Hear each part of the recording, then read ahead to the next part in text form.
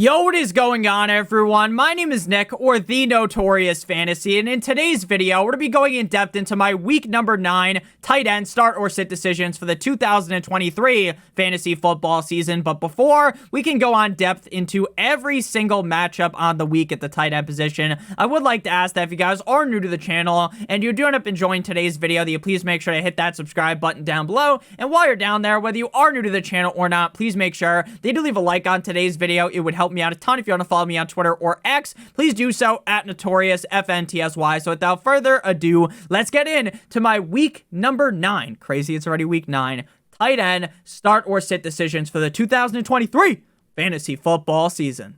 We begin with the first matchup of the week, Thursday Night Football, the Tennessee Titans at the Pittsburgh Steelers. And this is a game that is incredibly simple at the tight end position. Chig Okonkwo is going to be a sit for me for the Titans. Even with Levis lighting it up like the beginning of a Lil Wayne song, Chig was not able to produce. Due to the immense amount of talent that I believe that Chig possesses, there is a chance that if Will Levis is able to keep playing pretty solid, that we might see Chig become a late season hammer type of player that you pick up off the waiver wire and ends up potentially being a league winner. But as of right now, I think it is best to leave Chig on your bench. Connor Hayward without Freiermuth. Hayward is the starting tight end.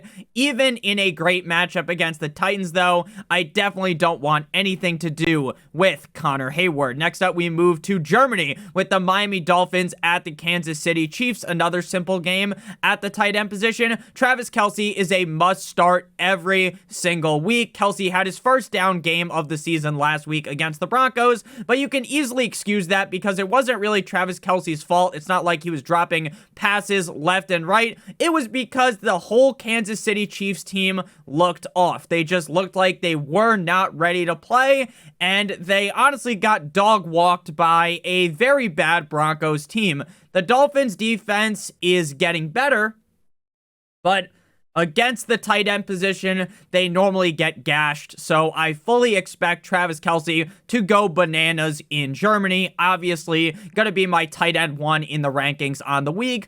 Durham Smythe is a sit. I say this every week, but Smythe is a good NFL tight end, right? He does his job for the Dolphins. He blocks well, but he's just not a good fantasy tight end because he doesn't really get many targets. They are far and few in between. He is a clear sit for me every single week, despite the fact that normally you love to start tight ends on high-octane offenses like the Dolphins. Is just not the case with Durham Smythe. Next up, we move to the beginning of the real Sunday slate, the 1 p.m. games with the cold like Minnesota Vikings at the Atlanta Falcons. Now, TJ Hawkinson has been a top 8 tight end in 3 straight games.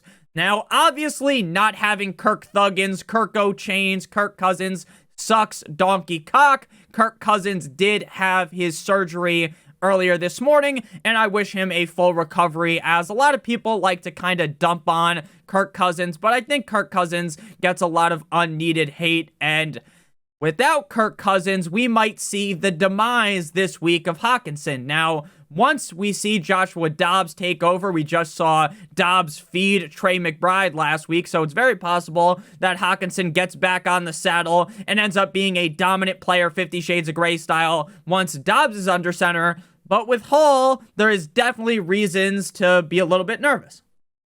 Now, would I be nervous enough to sit TJ Hawkinson? Of course. I think Hall will be enough to just feed him the rock and for Hawkinson to be good. But again, he definitely is not going to be in the S tier at the tight end position for me this week with Travis Kelce. For the Atlanta Falcons tight ends, they have both Kyle Pitts and Jonnu Smith. Heineke will be starting on Sunday, which frankly doesn't move much of the needle for me. I honestly don't think Heineke is like significantly better than Desmond Ridder. They are both pretty similar in my opinion. They're both like pretty below mid quarterbacks. Maybe for Pitts' sake, Heineke is just slightly better, but I don't think it's going to be by wide margin. Like, Heineke is going to go out there and just eviscerate the Vikings defense, right? I don't think anyone really think that's going to happen except for maybe Falcons fans. Pitts has fallen off over the last 2 weeks, but we all know the upside is still there. We were starting Pitts early on in the season when he was on the struggle bus, struggling immensely. So I definitely think you still got to go with Pitts this week, even if he is a little bit risky. Jonnu Smith shit the bed big time last week. With that said, he has been more consistent than Pitts this season. So I would certainly lean with Jonnu Smith being like an upper echelon tight end too, meaning like tight end 13 through 16 type of range for Jonnu Smith with some solid upside. Because again, some weeks, Jonnu Smith just ends up being super consistent and gets enough targets to finish inside of the top 10. Moving next to the Arizona Cardinals at the Cleveland Browns. We just previously talked about Danny McBride's cousin, Trey McBride, who is a start for us this week on the Cardinals. He looked real sharp on Sunday against the Ravens with 10 catches on 14 targets for 95 yards and a touchdown. That touchdown was probably the most fun touchdown scored on Sunday because he got the ball at like the 5-yard line and the whole team fucking circled around him, nightmare, nightmare, nightmare, and walked him into the end zone. It was pretty sick to see. Honestly, a very fun touchdown. This spot against the Browns is very scary. Now, I know we are past Halloween, but shit's still getting spooky for the Cardinals here against the Browns, and the quarterback change to Clayton Looney Tunes definitely scares me, but I've seen enough good out of McBride to know that without Zach Ertz, he will continue to be involved enough to be successful. And the Browns defense hasn't been as elite over the last couple of games. Again, does that mean that I think that the Browns defense is washed up, complete and utter dog shit? Of course not, but maybe they aren't as good as we thought a couple of weeks ago. For the Cleveland Browns, David Njoku is also a start. Njoku has came out hot recently with PJ Walker under center as a top 12 tight end. With Watson, though, shit hasn't been as sweet for David Njoku. If Watson starts, which seems like more of a possibility where we're sitting right now on Wednesday, I would still play Njoku, but at that point, I would have to move the goalposts, right? We'd have to be like, without Watson, I think Njoku is a pretty safe bet to be a top 12 tight end. But with Watson, he's probably in that tight end 13 to 18 range, or maybe even falls outside of it because, again, Watson just doesn't seem to target the tight end position. Next up, we move to the LA Rams at the Green Bay Packers. In this one, I am going to be firing up Luke Musgrave, but I talk about this a lot. I talk about with Durham Smythe a lot, how he's a great blocker, but doesn't really get used heavily in the passing game. He's a great NFL tight end, but not a great fantasy tight end. I say this every single week for Luke Musgrave. This is a guy that is dominant like Joey fucking Chestnuts in a Nathan's hot dog eating contest when it comes to efficiency stats. But when you actually look at the statistics, the stat sheet, not efficiency, he doesn't really turn those solid efficiency games into great fantasy performances. Now, he's had 4 of 7 games on the season as a top 18 tight end, and I feel like in this spot against the Rams, it should elevate him into being at least a top 12 guy, potentially. I'm just waiting for that game where Luke Musgrave goes absolutely nuclear, because again, if you look at those efficiency stats, you kind of feel like that game is just ready to fucking burst out like that button on your pants after Thanksgiving dinner. Tyler Higbee finally showed up for once last week with a semi-decent game.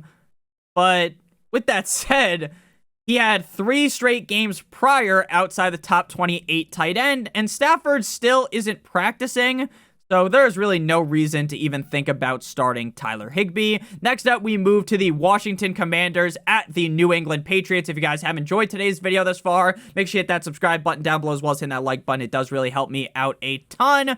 For Hunter Henry, he's going to be a sit for me. Now with Bourne out for the season, I think we should be seeing more Hunter Henry. With that said, though, Gesicki has started to get more usage in this offense, so it's not necessarily just Hunter Henry out there as the tight end. Now, I don't think Gesicki is going to ever end up actually eclipsing Hunter Henry in targets for a couple of games in a row, but the usage of Gesicki is definitely a huge headache for Hunter Henry. And again, that is really what makes me so uncomfortable with starting Henry. The guy came out the gates of the season on fire like that Metro Boomin album cover, but even against a pretty shit tier Commanders defense that just got rid of their 2 best players, in my opinion, I don't want to be starting Hunter Henry. Logan Thomas has been a very reliable asset at the tight end position almost every single week outside of the game that he was hurt and just didn't play. So obviously you couldn't start him in that one. And that game up against the Buffalo Bills.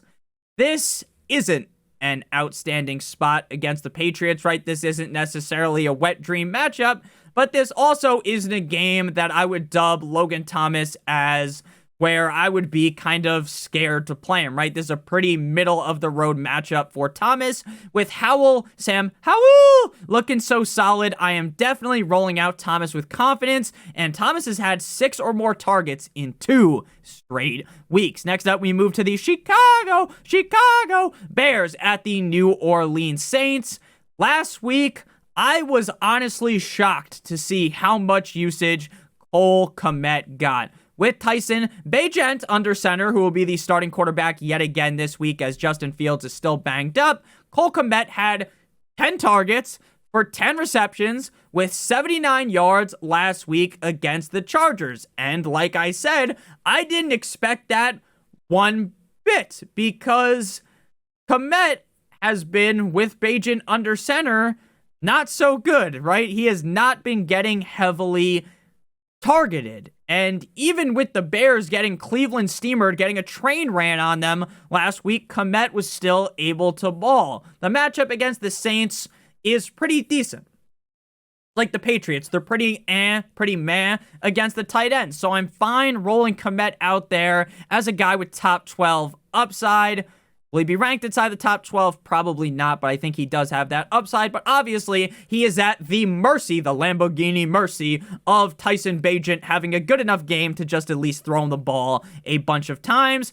Taysom Hill, to me, is not just a start. He is a bona fide must start. Taysom Hill has been a top 6 tight end in 3 straight weeks, which could easily be replicated here up against a piss-poor Bears defense. Hill has not only been running the ball, he's been catching the ball, and sometimes he's out there throwing the ball.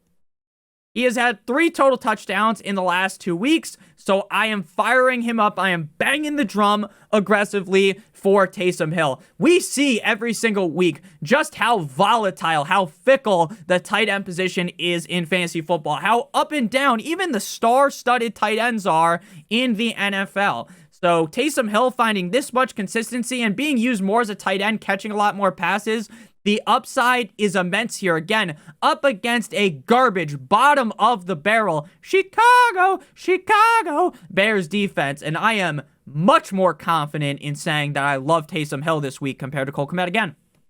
That's not to shit on Cole Kmet because he's listed as a start, but I am way more confident in Hill compared to Kmet. Next up, we move to the Seattle Seahawks at the Baltimore Ravens. Now, when it comes to Noah Fant, we kind of share the same sentiment every single week on the tight end starts it, the tight end rankings video. I think Noah Fant is a talented NFL tight end, but the Seattle Seahawks use so many other tight ends that you can't start Noah Fant. Plus, Geno Smith definitely does not look anywhere close to how good he looked last year. He hasn't been a straight-up disaster, a dumpster fire of a quarterback out there, but he's definitely let down a lot of Seahawks fans, in my opinion. And while I am someone who roots for the Seahawks, I like watching the Seahawks, I'm going to be honest with you, while your defense is starting to really percolate, while the defense is starting to kind of harden there, if Geno doesn't step up and Geno keeps playing this way, I don't think the Seahawks are going to make as much noise in the playoffs as a lot of the media are speaking about right now. Mark Andrews, another guy that is a must-start every single week. I don't care what defense he's playing against. If he's playing up against the Seahawks or if he's playing up against like the all-star team in the NFL, Mark Andrews is a must-start. Now I get, Nick, Mark Andrews had a down game last week, at least in consideration to how good Andrews normally is against the Cardinals. But that was mainly because the Ravens' passing attack just fell flat in that game. He still scored a touchdown and had 40 yards, though, so nothing to really be sad about. It just wasn't that normal Mark Andrews dominant performance. He is one of the best 3 tight ends in the NFL.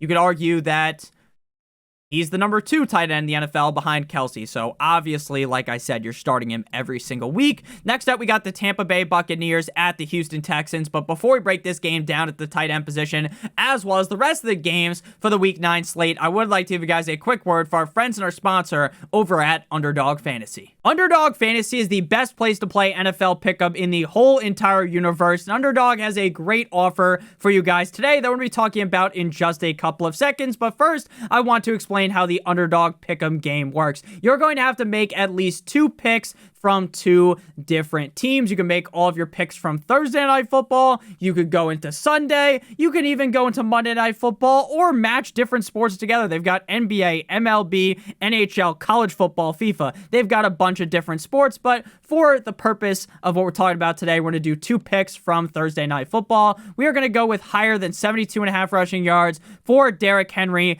up against the Pittsburgh Steelers in Pittsburgh, and we are going to match that with a game where I feel like the Steelers offense will be able to move the ball up enough to be able to kick a field goal, but not necessarily score a crazy amount of points. We're going to go with Chris Boswell, higher than 1.5 field goals made. If both of these hit, we'll get 3 times our entry fee. If you do 3 picks, it is 6 times, 4 picks is 10 times, and 5 picks is 20 times your entry fee. Now, if you live in one of these states on your screen right now and use promo code Notorious or click on the link in the video description, you'll receive a first match deposit bonus of up to $100. If you deposit $100, they give an additional 150, additional 50, 25, additional 25. The minimum deposit on Underdog is $10. If you have a gambling problem, please make sure that you call 1-800-GAMBLER. Back on into things here, Bucs versus Texans. Cade Otton has had back-to-back weeks inside the top 18 tight ends, and he's been a guy that I have talked about relatively highly this season. My main point towards not loving to start Otton is because there are just so many cooks in the metaphorical kitchen of the Bucs offense that are all at mercy of Baker Mayfield. Now, Baker's played pretty good recently, but when you have Mike Evans, Chris Godwin, Rashad with 2A's White, who catches a bunch of passes, Cade Otton's kind of just the odd man out there, right? Now, my sentiment on him doesn't really change, if I'm being honest with you, this week. I like the matchup, but I'm only really starting him because there are so many good tight ends on bye. If every single team was not on bye, and even with the matchup I kind of like against the Texans, Otton would probably be left on my bench. Despite how good he's looked over the last 2 weeks, again, I still like Otton. I've been pretty high on him, talking about him every single week. But again, the fact that there's so many teams on bye that have start-worthy tight ends kind of make me move the needle, the pendulum, towards starting Cade Otton. Dalton Schultz cooled down coming out of the bye week last week against the Carolina Panthers in a game where the Panthers ate their first W of the season. As a whole, the Texans team almost looked kind of disheveled in that game, like they fucking saw a ghost before the game started or something. Despite being the tight end 36 last week, he was a top 6 tight end in 3 straight weeks prior to the bye week. We just saw Kincaid go absolutely nuts up against the Bucs defense last week, so I will continue to believe in my boy Dalton Schultz. Again, if you're comparing Otton to Schultz, I definitely feel a lot more confident in Schultz compared to Otton. Next up, we move to game number 10, the Indianapolis Colts at the Carolina Panthers. Kylen Granson is a sit, but he did have a solid game last week against the Jags, but his targets have definitely lessened when you compare the targets with Gardner Minshew under center compared to Anthony Richardson. I actually think I do think Gardner's a good player, but I think Kylen Granson is a good player, and I love this matchup, but I can't really start him with how boom or bust he is. I think if you were comparing Granson to Otton, we have seen Granson be far more boom bust, where Otton has been a lot more consistent. Hayden Hurst, I say this every single fucking week at this point, but it is still so funny how Hurst really tricked us into thinking that Bryce Young was going to force feed the ball to this guy week in and week out, because he was the tight end 2 in week number 1. He was a part of the waiver wire video, because we all know that narrative that rookie quarterbacks love to throw the ball to the safety net, the tight end. And in week 1, it's like, holy cannoli, right? We found that, right? Nick's a genius. Let's pick up Hayden Hurst. And then, obviously, ever since then, the guy's been irrelevant. He has only cracked the top 24 at the tight end position once. since then, so he is an obvious sit. Next up, we move to the New York Football Giants at the Las Vegas Raiders. Josh McDaniels got fired last night at 2 a.m., which is just a real kick in the dick, right? Wake up in the morning, and he wasn't feeling like P. Diddy because he just got fired, but he's laughing straight to the bank because the Raiders gave him an outrageous contract. I don't know too much about linebackers coach Antonio Pierce, who's now the interim head coach, but one thing I do know about him is he used to actually play on the Giants. So we got a revenge game for Antonio Pierce. They also fired their GM, so Mark Davis woke up feeling dangerous, like his name was Baker Mayfield. Michael Mayer with Aiden O'Connell under center. There is hope, especially with McDaniels gone, that maybe this offense is able to get a little revive and play a little bit better.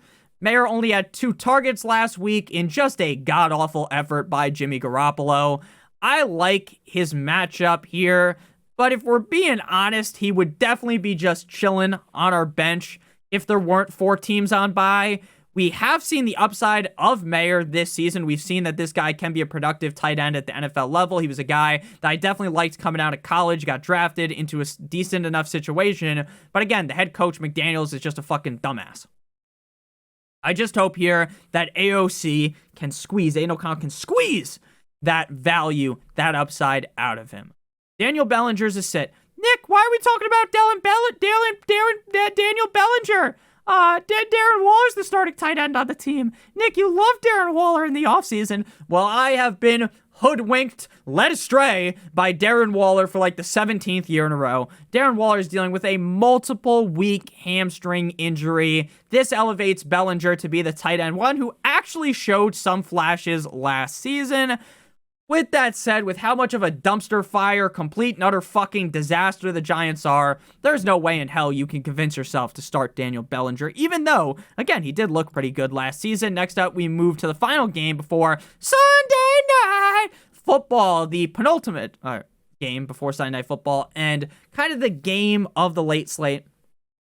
NFC Beast, NFC East rivalry matchup, the Cowboys at the Eagles. Jake Ferguson was in a bit of a slump prior to the bye week in week 7, despite his hot start to the season. With that said, he was the tight end 11 last week as he broke out that slump, going 4 for 4 like he was at Wendy's for 47 yards and a tug. Eagles defense isn't great against the tight end, so I think this should be a solid spot for Ferguson, for Mr. Fergalicious. Dallas Goedert continues to be a highly targeted player on one of the best offenses in the NFL. A recipe of sugar, spice, and everything nice for Dallas Goedert. Now, Hurts is 100% banged up, as it was reported that he got an hour of treatment after last game against the Commanders, and it wasn't an hour of treatment like Deshaun Watson with a fucking masseuse. This was some legit shit that was going on here for Hurts, and I hope Hurts is able to continue to get more and more healthy, though I don't think Hurts would ever actually sit himself on purpose, right? Like, give it a rest. But again, I'm as much of a doctor as Johnny Sins. He's not going to do it this week, but when the Eagles get a better matchup, like, I get Marcus Mariota's the backup, but maybe you should just sit out like one game and try to get more healthy instead of just, again, I'm not a doctor, so what the fuck do I know, right? But even with that said, Goddard is a must-start tight end. We have seen him have 2 top 5 performances in the last 4 games, so definitely another one of those guys that is a must-start for me at tight end. Next up, we move to Sunday Night Football, the Buffalo Bills at the Cincinnati Bengals. And this is a game that you truly waited all day for Sunday night for, right? This is a great matchup. Kincaid versus Irv Smith. Not the best tight end matchup. Irv Smith is a sit. Joe Burrow just doesn't throw the ball to Irv at a consistent level. So even with this being a potential high-scoring matchup, fun game, you have to sit Irv. Dalton Kincaid without Knox, clear sit. This man was on fire like that Alicia Keys song. That girl is on fire. 5 receptions on 7 targets for 65 yards and a touchdown. I am ecstatic for Kincaid's upside this week, as I think he could easily crack the top 5 at the tight end position. Next up, we got the LA Chargers at the New York Jumbo Jets. Monday Night Football. Tyler Conklin is a guy where I love this matchup. I am fiending for a matchup against the Chargers, but with Zach Wilson under center, I don't think you could actually talk yourself into playing Conklin. Last week against the Giants, he had 2 targets for 0 receptions. If Rodgers magically shows up at the end of the season, then you could start Conklin. But until then, you can't really rely on starting him because, again, Zach Wilson will do enough to win games, but won't actually do enough to take any of these skill players over the top. Probably not named. Even Garrett Wilson can't be taken over the top. He'll just be like the wide receiver 18. Breece Hall is really the only guy that can ball truly in this offense with Wilson under center. Gerald Everett is a start. Now, depending on if he's able to play or not, Jets are one of the strongest teams in the NFL against the tight end. With that said, though, I would start him here if I was in a pickle, assuming that he does end up suiting up. He missed last week, but prior to that, he was a top 10 tight end in back-to-back weeks, with the upside to do so again against the Jumbo Jets. So thank you guys all so much for watching. If you did end up enjoying, make sure you hit that subscribe button down below, as well as hitting that like button. It would help me out a ton. If you want to follow me on Twitter or X, please do so at NotoriousFNTSY. So without further ado, not without further ado, I always fucking say that at the end of the video for some reason, which is also why I said at the beginning of the video, if you haven't seen any of the videos that are on your screen right now, make sure you guys check them out. I love you guys all so much. Hope you have a great rest of your guys' day. And as always,